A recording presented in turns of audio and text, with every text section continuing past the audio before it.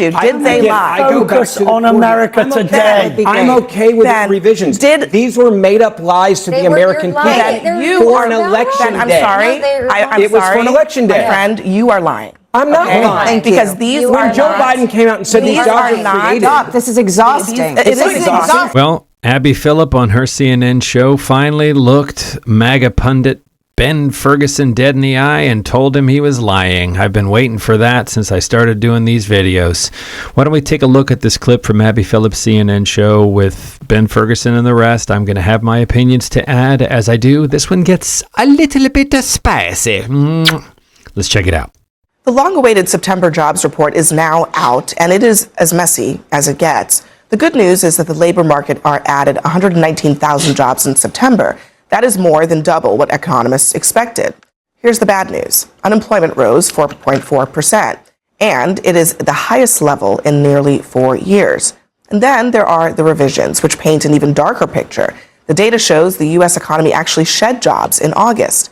On the heels of today's report, J.D. Vance, the vice president, seemed to acknowledge the pain that Americans are feeling, and he issued this plea. My message to the American people who are still feeling like things are unaffordable, who are still feeling like things are rough out there is look, we get it and we hear you. Even though we've made incredible progress, we understand that there's a lot more work to do. And the thing that I'd ask for the American people is a little bit of patience. This economy was not harmed in 10 months. Richard Quest is in our fifth seat. He's probably correct that not everything that we're seeing here is just the last 4 months in the making. However, I will say that Americans, when you look at the polling and they are asked, whether Trump's policies are helping them, most of them say that it has hurt them. Let's separate the politics from the economics, if that's possible at this table, but we'll have a good try at it. The economics are that the economy is actually not doing that badly at the moment. It could be doing better, and there could be greater strength, but some of the damage is as a result of tariffs, indecision, uncertainty, and all these various other policies. It's AI that's basically driven the market and is driving the economy, at least for the moment. The politics is much, but the economics are also complicated, because as you say with this jobs report, there's a good bit and a bad bit, but the trend is not good. Whichever way you look at it, the trend is not good on the jobs numbers. Now, the politics is really dangerous for the president, because time and again, when you try and tell electorates that things aren't as bad as they think they are, or just you wait, it always goes wrong. Because the electorate knows what's happening in their pocket when they go to the supermarket. And that's, I think, what J.D. Vance is trying to negotiate. But when you have the president at McDonald's saying, everything's fine, there's no inflation. Do you know the other day I heard him say, and I mean, with all due respect, I heard him say, under Biden, we had the worst inflation ever. I don't care what definition you have. That was never the worst inflation under the last administration, period. It's a lie. It's not true. So when you get this dichotomy... When was it? Sorry? When was the worst then? Oh, because in my lifetime, it was Biden, by the numbers. No, 1920s. I wasn't alive in 1920s. No, neither was I, but 1920s. Okay, but so when the president said it, he's saying... No, sir. So he said the worst... Listening comprehension, people. The worst ever is not the worst in my lifetime. Okay, those are not the same thing. Let's not be silly. Right. And on that point, sir, I think when the president was talking, he's talking about people that are watching him in the moment. No, he's saying it's never been worse than it was when Joe Biden was president. With respect, sir, he's not. He's saying talking it's the about worst dead ever. He's saying the worst ever. By the way, in the country's history, I think it's a stretch. Let me ask you then, were you alive in the 1970s? I was not. But 1980s? 1981. A lot of people Right when Jimmy Carter screwed everything up and Ronald Reagan helped us out. And we had higher inflation then than we had now. So the point I'm saying is, you can't play fast and loose with certain facts and expect the electorate to go along with you when they know it's not true. I agree. That's why they elected him. Because the American people realized how bad it was when Joe Biden was president. And they realized that they were being lied to, for example, about the job numbers. I'm old enough to remember when they lied about 818,000 jobs in the jobs report. The job report number of the last quarter of last year, they had to refine them back. Hold on a second. About 1 million jobs they lied about. Hold on there. Let me just correct you. Please. Because, first of all, you are saying that the Biden administration lied about the jobs numbers. That is false. There are revisions that occur. Don't pull out your Google. No, it's the housebudget.gov that literally says you're wrong. Oh my God. 818,000 fewer jobs added than the economy previously reported. That is from our government. That is not the Biden administration lying about the jobs numbers. There are economic. That's the definition of fact-checking. Excuse me. But it is. There are job number revisions that happen every single month. And then annually, there are job number revisions that also happen. A revision of that size was very similar to a revision of the job numbers that also happened in, was it 2009, I believe it was? It's all to do with rebalancing. It's the rebalancing of the numbers. Ben, stop. Every year, the job numbers are revised. Sometimes they're revised up, sometimes they are revised down. The president is not responsible for putting out those numbers, good or bad. So the Biden administration did not lie when they said there was 800,000 jobs. No, they did not. Stop with the Biden administration. We're in the Trump administration. Are we not in the Trump administration? I just think, honestly, let's stop for a second because that is very, very dishonest. It's not dishonest. True or false? There were 818,000 fewer jobs added. Hold on. You tell me then. Did the Trump administration lie about the job numbers over the summer that have been revised down? Did they lie? Not to the point of 818,000. You're saying that's not what I asked you. Did they lie? Focus on America today. I'm okay with the revisions. These were made up lies to the American people for an election day. I'm sorry. It was for an election day. My friend, you are lying. I'm not lying. Because these were Joe. First of all, I can't believe that Ben Ferguson isn't any older than that. Like, he has a sort of a baby face, but he's got the soul of an ancient wizard, an evil, twisted, like, I can't stand this guy. I love seeing Abby Phillip to finally call him on this and hold him to account for it. I always wish she did it with some more teeth because, I think these guys need a firm hand. It's the only thing they respect, but it is delicious to watch them not let him skate away with his what about Biden's and his that's all Ben Ferguson and Scott Jennings can do is the what about isms. What about Biden? Biden was the worst. Having Ben Ferguson, and Scott Jennings does this as well, but having Ben Ferguson basically on here accusing the Biden administration of lying and ignoring look, Donald Trump's a pathological liar. He's many things. He's a malignant narcissist, right? I mean, he's incompetent. He's a failed businessman who bankrupts casinos and on. He's a con man. He's a convicted felon. I mean, we don't have time in this video to go through all of it. I can't keep all of it in my head. But I think what even the right agrees is the man tells lies. He lies about everything big and small, right? There's not even a motivation. You watch him in his speech, he interrupts himself to lace it with a lie, right? I mean, everything's superlative. Everything's the worst it's ever been. He's the best that's ever been. Nobody could do it but him, et cetera, and on and on and on and on. So to defend, in the same breath, to defend the Trump administration for being the righteous and truth-telling while accusing anybody else, in this case, his favorite boogeyman is Joe Biden, of being a liar. And again, I'm not a cheerleader for the Biden administration. I think that there's lots to pick apart there, but it's not even in the same ballpark as what we're talking about. And what everybody somehow manages to block out of their memories in these conversations is Trump's first term, right? This is not, he's like, well, that's why they elected him. I can't understand how we elected this guy again. I mean, he came in, he burned everything down. He mismanaged COVID about as badly as it could be mismanaged nationally, resulting in this incredible inflation. Now, you can say that Biden might have done things differently to try and get things back on track. But just as Trump likes to take credit for the vaccine, or he's waffled, I mean, he did at the time, like to say he was robbed of the vaccine because it was really under his watch. Now he's sort of like with RFK Jr., it's not clear where he stands on vaccines. He's like, well, COVID wasn't my fault. The economy wasn't my fault. It was COVID. He was the president he mismanaged it. The inflation is a direct result of that disastrous handling. So I'm not going to say that Biden is blameless or that he might not have been able to make different decisions that might have been more effective in terms of corporations gouging us after that event, right? Amazon's net worth went up by hundreds of billions of dollars. It's just as rich as it gets for a MAGA guy to accuse any other administration of lying. That is the peak of hypocrisy.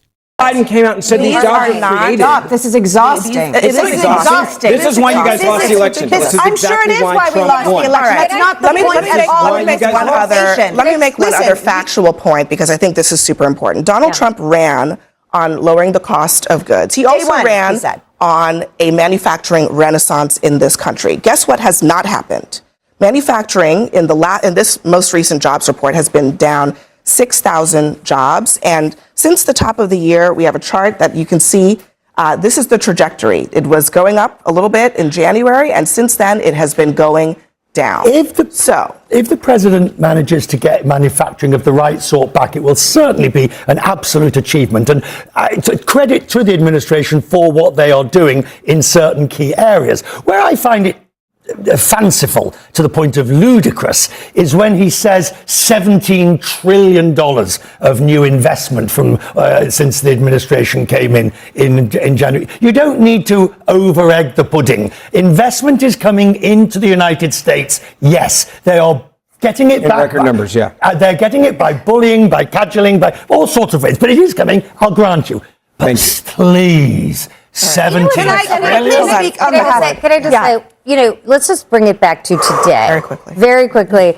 The president has the lowest approvals, actually lower than Joe Biden's economic approvals at the worst moments of Joe Biden's presidency.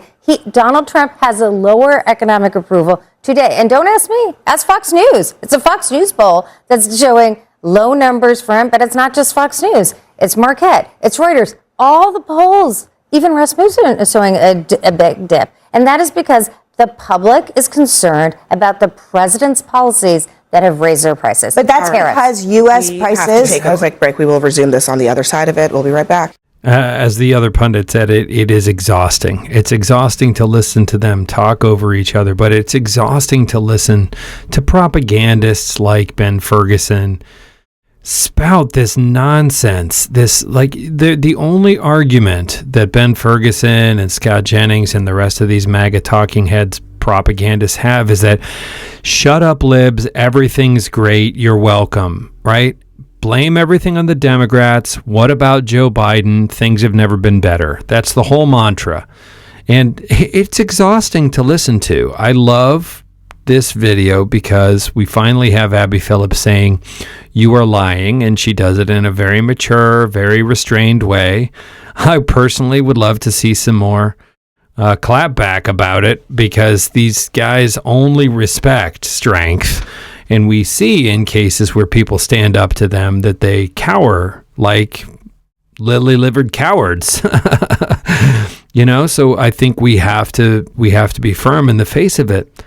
But it's important to remember that this gaslighting and this whitewashing and sanewashing is a strategy of which exhausting us is a part. It is exhausting by design, because when we get exhausted and, like parents with a tantruming toddler, we finally just go, I can't take any more of this. And we disengage.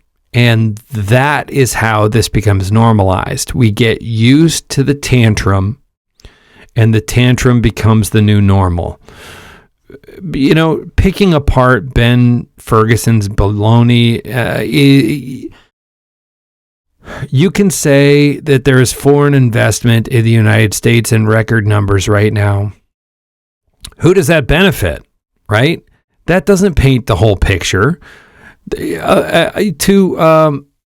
the other pundit's point, people hate this. Look at the polls. People hate this. To quote Bernie Sanders, 60% of Americans are living paycheck to paycheck. That is broken on its face, especially at a time when the wealthiest man in the world, Elon Musk, just got approved a deal that might make him the first trillionaire. The idea of a billionaire and a 500 billionaire and a trillionaire. They're just so absurd. A trillion is a million billions. The idea that we need a trillionaire, that a single person could command $1 trillion worth of wealth it's obscene. Not to, that blows right by, needless, into the obscene. Why?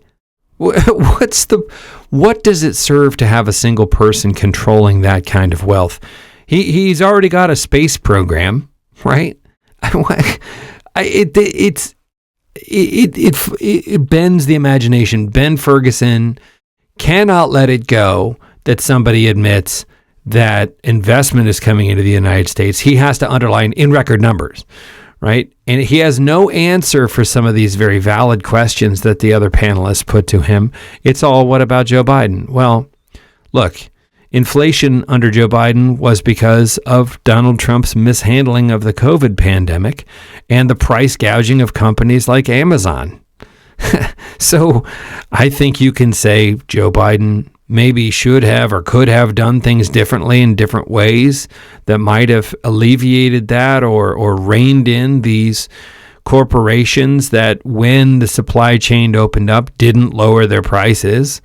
But to compare that to the malfeasance and the corruption and the mishandling that is being perpetrated on the American people by this current administration it's like comparing a bicycle to a Maserati. They're just different things.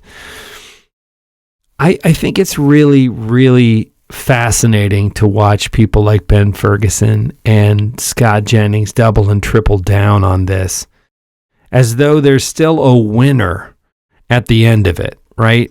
I think they're counting on two things. I think they're counting on the Trump administration somehow coming out ahead, that this lasts, that this becomes the new perpetual regime, and that they will somehow be rewarded for their fawning sycophancy, and that it's going to pay off for them. And if it doesn't become the new normal, that they'll just be able to kind of skate, that they'll just be able to kind of recede into the background and not be held accountable for any of this stuff. Now, Ben Ferguson and Scott Jennings aren't making decisions like Kash Patel and Pam Bondi that will have legal repercussions. I don't know what you would sue a Ben Ferguson for. He's just basically coming on here stating opinions, as abhorrent as I think that they are, and as one-sided. I'm amazed that this guy is not older than he is. He does have a baby face. It's just, people hate this. Look around, read the room, right? The billionaires are doing great. And you can say, well, the stock market's doing great. The stock market is a very emotional and fickle thing. And sure, it's doing great.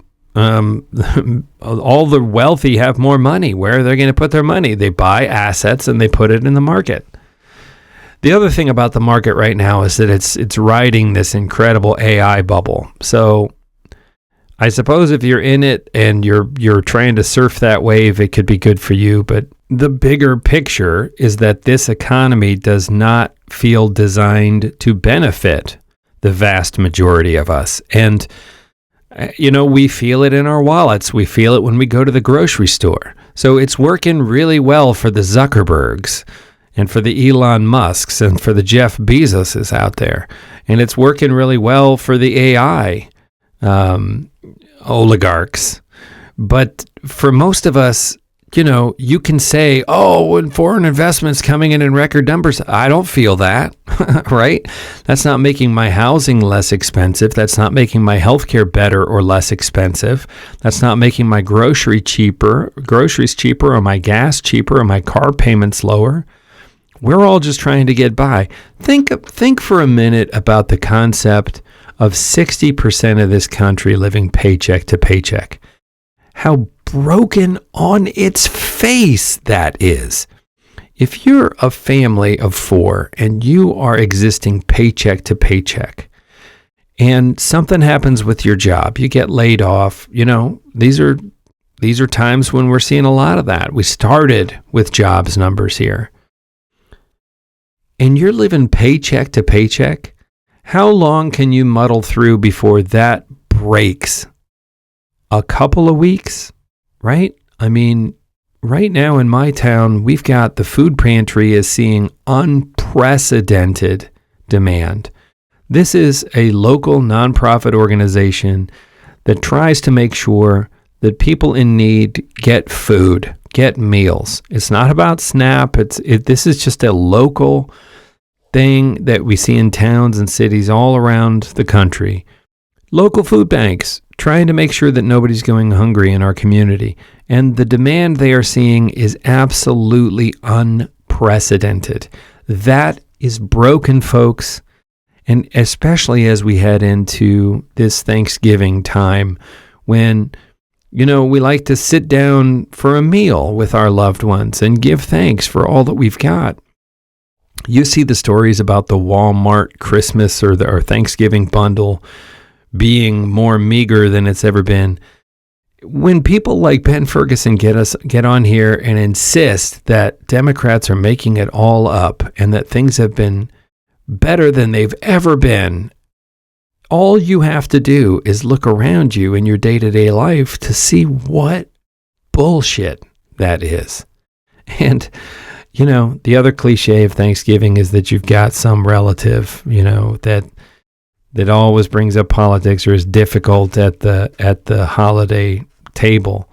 I hope, from me to you, that you can have a healthy and a happy Thanksgiving together with you and your family and your loved ones. And you can talk about even the complicated issues. We can't avoid it, right? We can't avoid it. We don't have to talk about it during Thanksgiving dinner. We can't avoid talking about it, but we need to be able to talk about this stuff without shouting over each other like these panelists do. We have to be able to talk about it in good faith. So as we head into this holiday, why don't we take a moment and remind ourselves that we're all on the same team. We should all love each other, certainly our family, even the complicated ones. And I would like to say that I am thankful for you listening to me blather on. I really enjoy reading the comments in the comment section, and it makes me feel like I'm not taking crazy pills. So I hope you all have a safe, healthy, happy Thanksgiving, and I'll see you in the next video.